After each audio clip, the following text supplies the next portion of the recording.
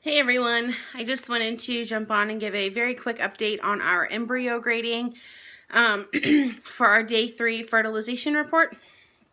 So if you recall from our last video, we had 6 eggs that fertilized out of 7 total retrieved, 6 were mature, 6 fertilized.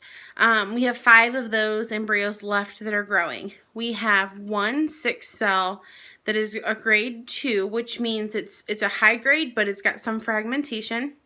We have 2 8 cell embryos that are a grade 1, which is perfect. And then we have 2 8 cell embryos that are grade 2, which is really good as well. So according to my IVF coordinator, we want to see any embryos on day 3 between 8 and 10 cells and graded as high as possible.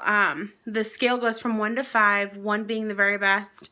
So having 2 that are right smack dab in the middle of the cell count as well as the grading is awesome.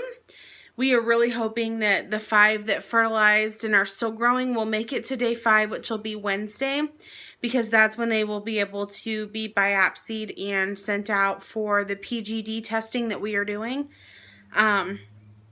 Which I know for most people, this kind of grading would be really comforting, because then they would be for sure they would have an embryo they could transfer on day 5 because of having the 4 that are doing really well that are the cell 8.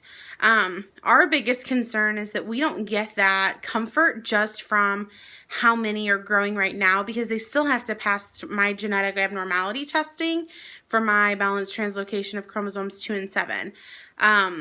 So we're super excited that they're doing well, so don't get me wrong, I'm not upset about any of this. We were just really hoping for more eggs from the beginning so that we would have a higher chance of getting that normal embryo out of the PGD testing, which should take place on Wednesday. Overall, we're feeling pretty good about everything.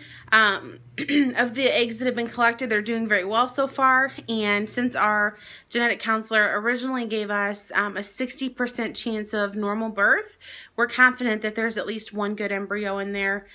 Whether it's a boy or girl or grade 1 or 2 or 3 or 4 or whatever, doesn't matter to us as long as they're healthy and they grow well. So we should get our next update on that for testing on Wednesday. So I about went crazy today waiting to get the response from our coordinator. So I don't know how I'm going to do after Wednesday when it takes 2 weeks to get the PGD testing back, but I'm really hoping that everything goes well.